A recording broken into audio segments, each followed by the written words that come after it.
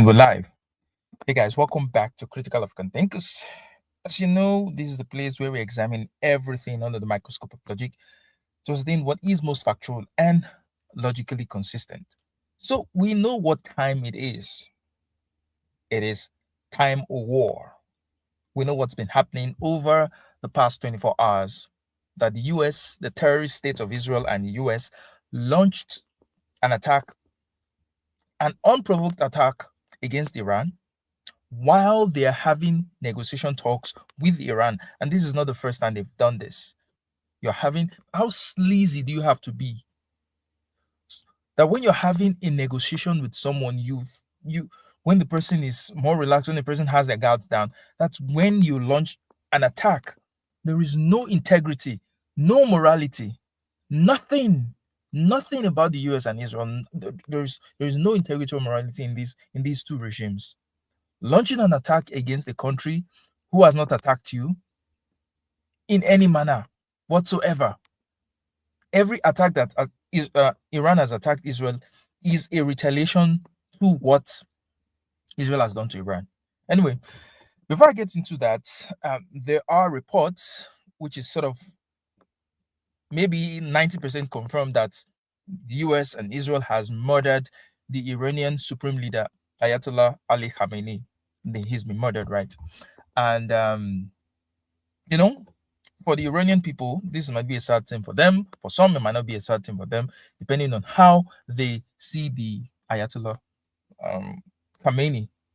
Now, one would think that now that has happened, the US has achieved its goal, has achieved its aim, that Iran is going to capitulate at this point in time. Well, they've killed the Iranian leader.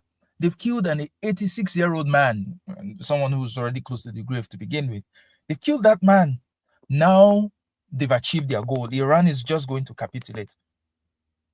But funny enough, the Iranians have stepped up their attacks on Israel and on US allies. I mean, immediately the attack started earlier this morning. The attack against Iran started earlier this morning. Iran had launched an attack against Israel, against UAE, against Bahrain, against so many countries in the Middle East that has US bases in them, and many of them struck their targets. But now that it's been confirmed that they've killed the Iranian supreme leader, Iran has stepped up. What did US think was really going to happen? That you're just going to kill this man and then everything just goes back to normal? You think they don't have a succession plan? How many top Iranian leaders have you killed in the past decade? Did that destroy their leadership? Did that destroy the ability of the country to wage war? They knew this was going to happen. If anything at all, I think what Israel and the US has done is that they have removed the restraint from Iran. They've removed the restraint from Iran to be able to actually pursue having a nuclear weapon, because that is the only thing that is going to guarantee Iranian security. Having a nuclear weapon at this point is the only guarantee that the US and Israel will not keep bullying this country, because they want to turn Iran into Iraq, they want to turn it into Syria, they want to turn it into Libya, they want to destroy the country so that Israel can, act unopposed in that region. That's what's going on. But that's not going to happen. That is not going to happen. So despite the fact that they have killed the Iranian supreme leader, Iran has stepped up its attack. And there were reports that a missile just struck Tel Aviv. A missile from Iran just struck Tel Aviv. So if Trump and his cronies are thinking that they've achieved something significant, they've achieved a glory by killing an 86-year-old man, and besides, he's not the only person they've killed civilians, a whole lot of civilians, including schoolgirls, have been killed in Iran. A school was hit in Iran and dozens of schoolgirls have been killed. So what does this tell you about these two genocidal regimes, the US and Iran, killing innocent people? They're going to frame this as they're trying to free the people of Iran. But from the images and the videos I am seeing of women and of civilians mourning their dead, being destroyed, being killed, being attacked by a foreign country when they've done nothing to them. However terrible the Iranian regime is, there are no sense. However terrible, it is not up to the US to effect a regime change in a sovereign nation. That is up to the people of Iran to decide whether they want to change their leadership. I mean, the US is pretty terrible right now. the leadership that you have in the US can be regarded to as a dictatorship, would the people of the US, would they embrace an outside force coming to change their government, despite the fact that Donald Trump is a terrible person and his government is just a government of dictatorship and lies and what have you? Would they accept that? So why would you impose on another country? Anyway, so I just want to cover what had happened earlier in the day, how Iran was able to target many of these US assets in the Middle East, including Israel. And then we're going to circle back to what's happening right now after the death of Ayatollah Ali Khamenei, how Iran is stepping up its missile barrage against Israel. I think Iran should not relent this time. They should punish Israel. I mean, don't hold back. What's the worst that can happen? If you don't go all out, they're going to keep coming back for more. I mean, in the 12-day war, Iran was obviously punishing Israel, and Netanyahu begged for a ceasefire. And Iran was a mistake in their part to have let it go when they had a clear advantage. You cannot negotiate with these people, with Israelis and with Trump. You cannot negotiate with them. So you have to meet fire with fire. Yes, it's going to be terrible for Iranians, but if they don't do that, it's still going to be terrible for them anyway. So this is their best bet. Go all out. Hit Israel as hard as you can. Hit US assets as hard as you can. That's the only bet. That's the only. I mean, nobody messes with North Korea because they have nuclear weapons. So if Iran wants to survive, it needs to acquire nuclear weapons. And if what I've heard previously, it is actually the supreme leader that has put a cap on that it's against the Islamic belief to have nuclear weapons. Now you've taken that guy out. Who's to know? What's to say the other person is going to take over from him? Will be like, you know what? Fuck it. Let's go all out. Let's get these nuclear weapons. I mean, if Iran doesn't get any nuclear weapons after this, then their leadership is the dumbest leadership ever. If they don't acquire nuclear weapons after this, then they deserve to be wiped out. They deserve that. Because you cannot allow this to happen. Oh, Israel is not going to stop. The US is not going to stop until they totally destroy Iran. So you have to fight back with all you've got. You have to fight fire with fire. Bro. Oh.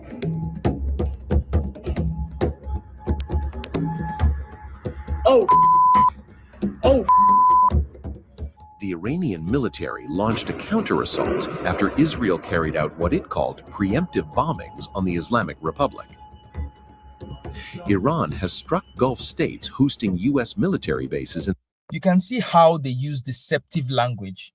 Preemptive. What do you mean by preemptive? You are carrying out a terrorist attack on a foreign nation, on a sovereign nation, and you're calling it preemptive. If it was the other way around, they would say, oh, this is why Iran has to go. It's a terrible country. It's a terrorist country attacking us unprovoked. But in every occasion, in every iteration of this conflict, it is always Israel and the US that have struck first. They have been the aggressors, but they couch their terrorism as preemptive. What exactly do you mean by preemptive?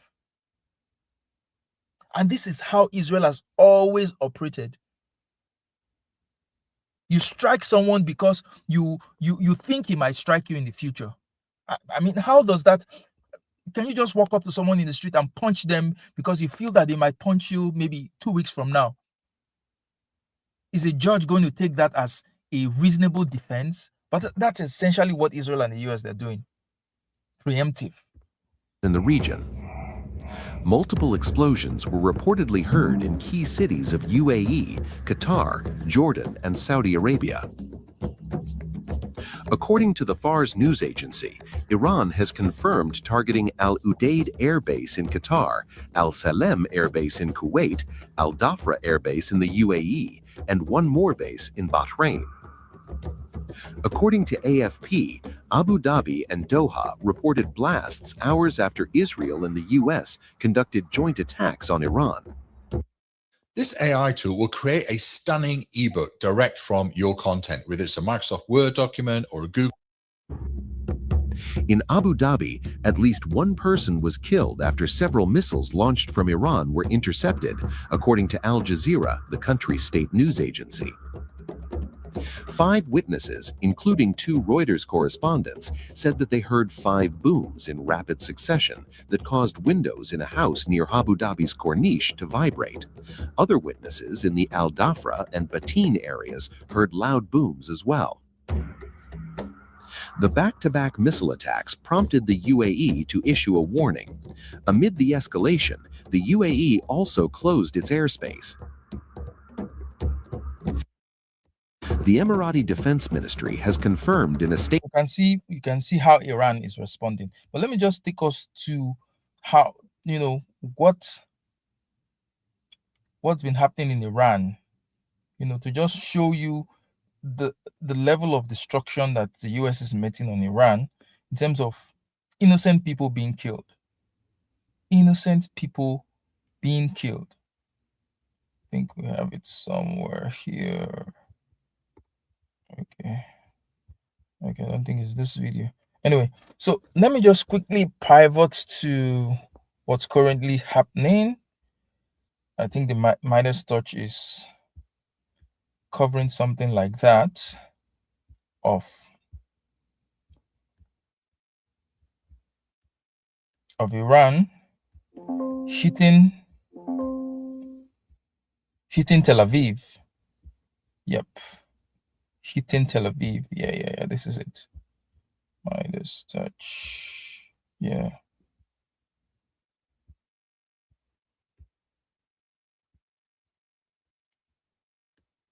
Break in for a moment because we're looking at live pictures in the air over Tel Aviv. Tel Aviv and Israel moments ago. Let's play this clip. And the Israelis. I think that's what the calculation now is. Regime preservation. Could you get a more pragmatic figure presiding over this regime? Sure. Aaron, I just want to break in for a moment because we're looking at live pictures in the air over Tel Aviv, and obviously, as many people know or maybe don't know, there is an Iron Dome that Israel uses as its missile defense system, and we're seeing it working now. But in some places and instances, it does not work, and I believe this is one missile feasibly that has broken through the Iron Dome. So Donald Trump moments ago also gave an interview to Axios to Barak Ravid, and he also gave an interview to NBC. Here's what he told Barak Ravid: I can go long and take over the whole thing with regard to Iran, or end it in 2 or 3 days and tell the Iranians, see you again in a few years if you start rebuilding your nuclear and missile program, Trump told me. He says he now has several off-ramps from Operation Epstein Fury, Epic Fury in Iran. Our editor-in-chief, Ron Filipkowski, writes, so we're just going to spend billions in bombs, kill the Ayatollah, temporarily degrade their military, then walk away and hope they learn their lesson. Yeah, that's Trump. Concepts of a plan. He's always having concepts of a plan. He doesn't have real plans. He has no plans to sustain this. He has no plan for anything. He's just going to go in and destroy the country. But I do hope with all my heart that Israel gets a beating, a real beating, because you cannot just be acting like a rabid dog in international scene. The West has lost all sense of morality. There is nothing like international law. There is nothing like, rule of law, nothing. They only pretend to be for international law when it favors them. But as soon as it is inconvenient, they throw it out the window. All the Western leaders are falling behind Trump. Even Canada's prime minister, the UK prime minister, they're all falling in line. The West cannot be trusted with things like this, because they're going to put their interests first, whether it aligns with justice, whether it aligns with rule of law, whether it aligns with morality. No, this is what they're always going to do. The Iranian regime, they are no saints, but it is not up to you to effect regime change in a sovereign nation. The Iranians are not babies, they're not kids. They don't need you to come and save them. But this is the world that we live in now. But I do know that justice will prevail someday. Anyway, that's all I have for now. Like, share, and subscribe, and I'll see you in another live stream.